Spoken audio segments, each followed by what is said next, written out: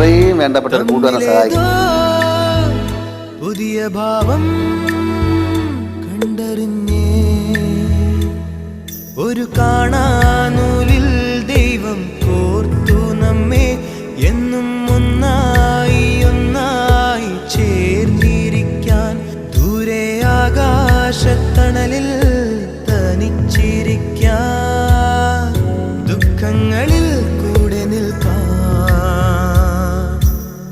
സ്വർഗങ്ങളെ സ്വന്തമായി